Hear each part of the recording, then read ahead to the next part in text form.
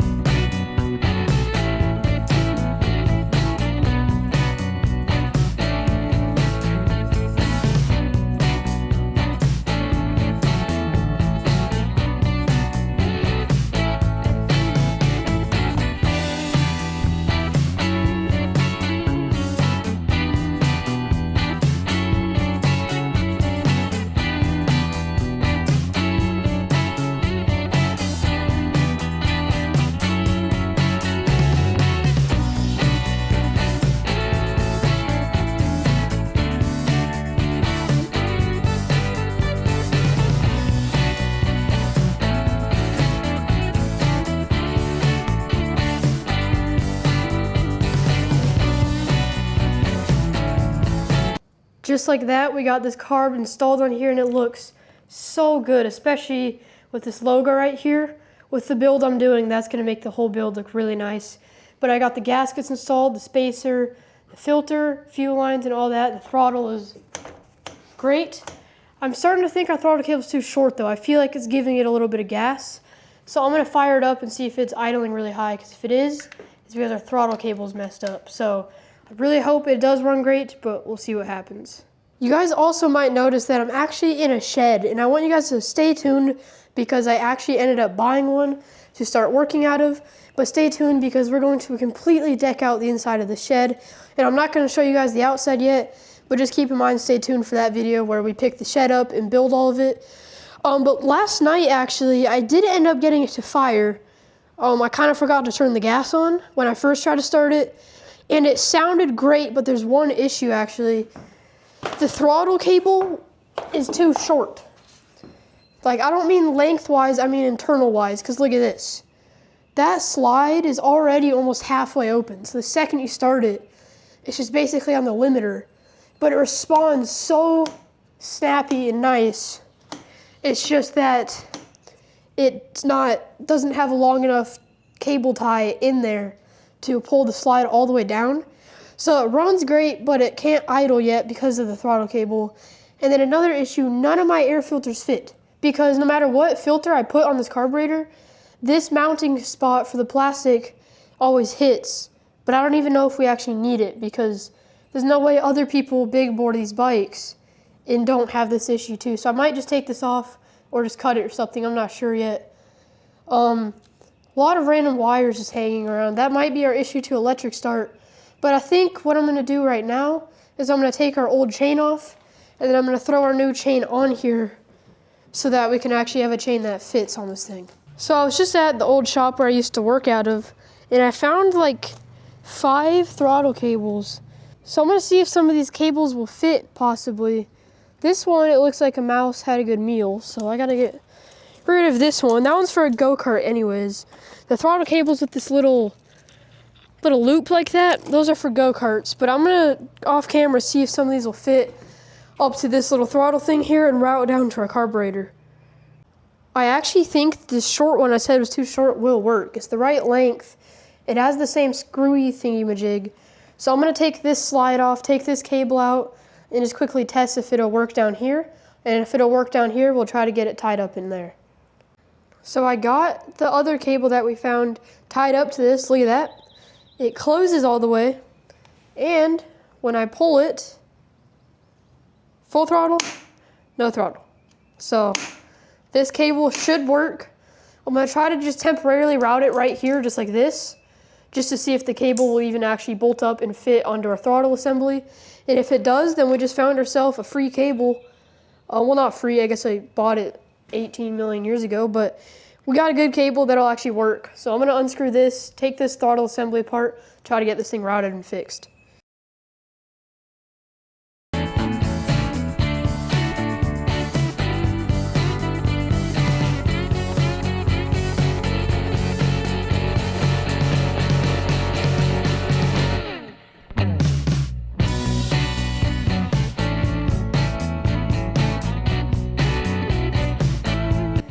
Okay, again, I do not have the cable routed all the way organized yet, but look at that. It's seated basically all the way, which is perfect. Full throttle, let go. Shoots all the way back down.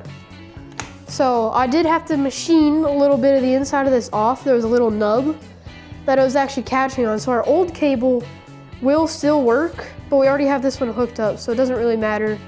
But I'm going to route this, or no, first actually we're gonna start it. Make sure that it idles, revs all the way out, and then it comes back to idle when I let off the throttle. So I'm gonna start it up real quick off camera, make sure everything's working good, and then we're gonna hide the cables, and then we're gonna start working on our chain. All right, I got our throttle cable routed from here up and around all the way up to our throttle here. And as you guys can see, it's working great, sounds great, it feels great. So now I'm going to move on to our chain over here. I'm going to take the chain off and throw the new one on because this thing is very loose.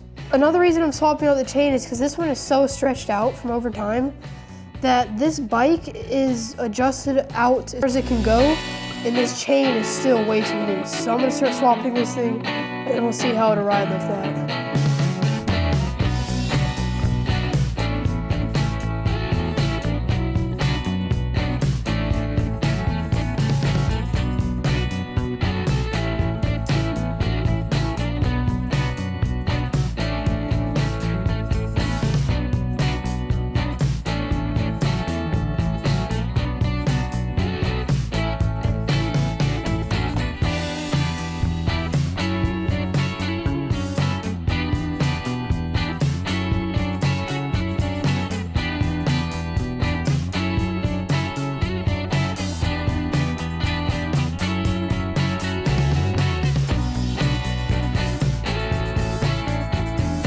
So I got the old chain adjusters off of the wheel actually, and the reason I did that is because these were actually stripped. Specifically this one right here was stripped out. This nut just spins there no matter what, basically. It doesn't go back or forward at all. But really luckily I had already ordered some of these for the next build we were gonna do on this, because we're gonna try to do an all new build. So I had ordered these all black chain adjusters, and they're gonna actually come in handy today. We're gonna install them. It's just the same thing basically, but they're billet aluminum, and they are way nicer, and they're not stripped like these ones. So I'm gonna take the axle back out, install these chain adjusters, throw our new chain on in there, trim it up, and then I also went ahead and cleaned our spark plug, and it's not running the best at all actually, so I'm gonna let it idle for like half an hour. We're gonna check the plug, see if it's running lean or rich, and then we'll tune it according to the spark plug, and then we'll see if we can get this thing running and riding better.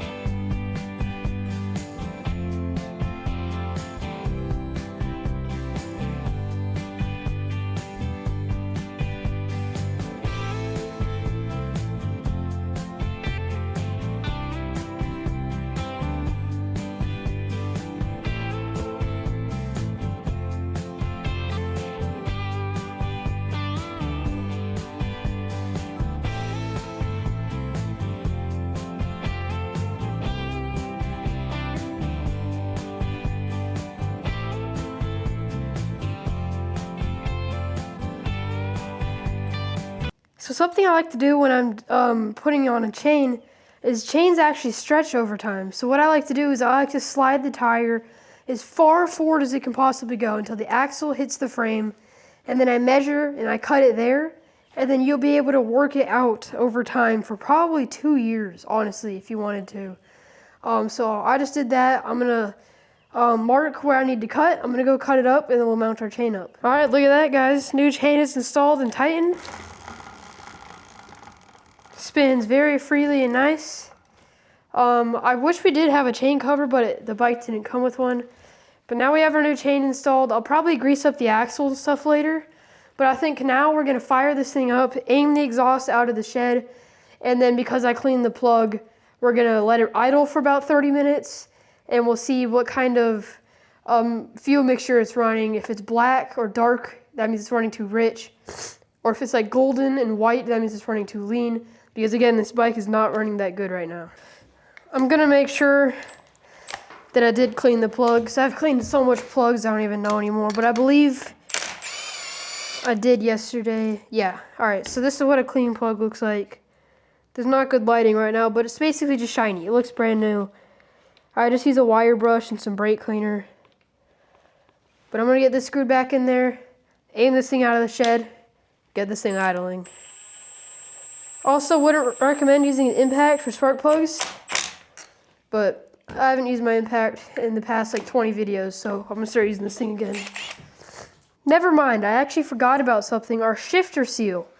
The seal that keeps the shift shaft from leaking all the oil out, as you guys can see, is leaking a lot of oil. So I ordered some oil seals, hoping that one of them will fit. But first we need to drain the oil. So I'm gonna get this thing on the kickstand, get a drain pan under there. We're gonna pull the drain plug, get all the oil out of here, and then we'll replace our seal real quick. I've also never done a seal in my life, so we're both gonna be learning here because I have no clue what I'm doing. But all I know is if it keeps oil from leaking out, we need to drain the oil first.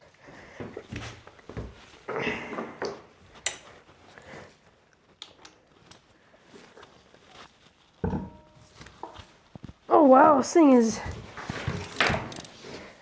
on there. Oh my gosh. There we go. Not the healthiest oil I've ever seen. There is a ton of glitter. But you guys gotta remember, this motor's not even broken in. It was literally just rebuilt in big board. When I put a bore scope in there to check if it was actually big board, the cylinder still had cross hatching, which basically means the cylinder is still breaking in and wearing down to the piston. So like when I got a new dirt bike a long time ago that was just rebuilt, the oil was very glittery for a few months, I would say. I did oil changes regularly because it was a newer motor.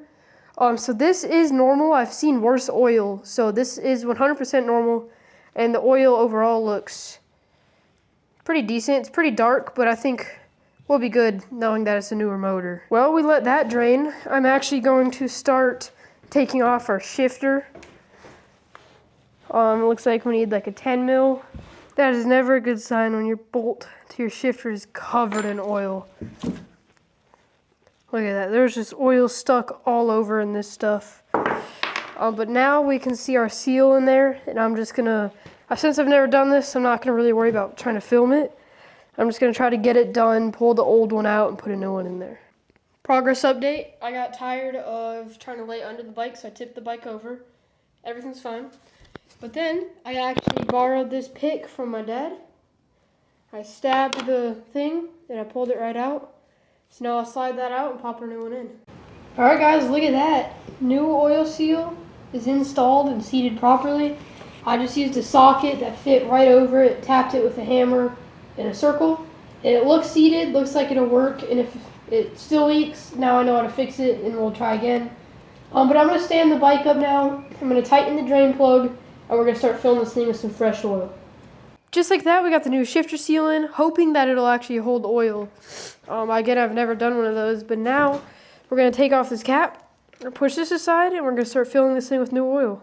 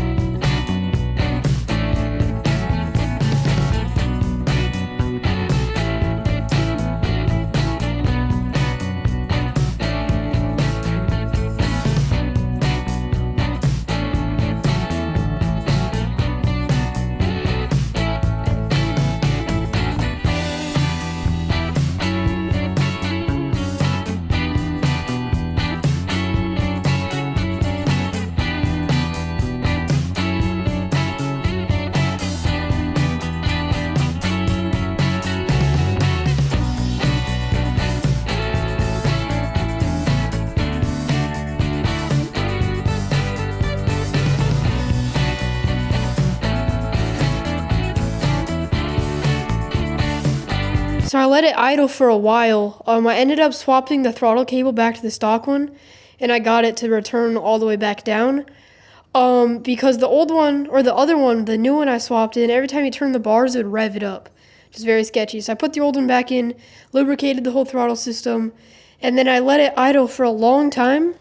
And now we know if it's running rich or lean, because look at this plug. Very, very black and charred. So I'm going to lean this thing out. I'm going to make it really lean, and then we'll see how it runs after that. But I'm going to go clean this plug first.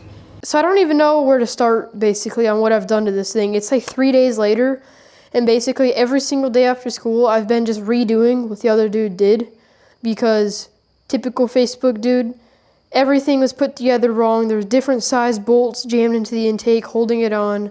Like, everything was bent and misplaced. And I tuned it. I put a new main jets in it, a new secondary jet, or whatever it's called. I tuned it. I checked the plug multiple times to see how it's running. I did a few clutch adjustments because I think the reason it's been feeling so slow is because our clutch is slipping. And we might have to swap that in another video because I still think it's slipping quite a bit. but I finally think I got it running right. We're gonna go ride this thing on my new pit bike track. We just installed jumps and berms and stuff, but I don't want to show you guys too much because I want to make a video showing you guys the track and riding it. So I'm probably just gonna show a few jumps that I hit, and then we're probably just gonna go cruise around the field. But I'm gonna get this thing warming up, and then I'm gonna show you guys how it's running, how responsive and nice it is now, and we're gonna go ride this thing around. All right, this thing has not been started yet, so we're gonna see how much kicks it takes to start it. Another thing I realized is our oil seal that we installed properly because it still hasn't leaked a single drop. But as you guys can see, the pipe is cold. It's bone cold. We're gonna see how much kicks it takes. Runs really good. I'm gonna let it warm up for like 3 minutes and then we'll go hit the track.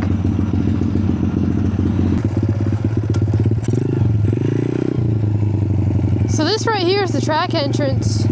It's right off of my little shed right there. Again, I'm not gonna show too much, and also I've only been riding this track for like half a month, so I'm not used to it a lot. And I've only ridden the track once on this bike. And I don't have rear brakes. So basically I'm just gonna be cruising like this.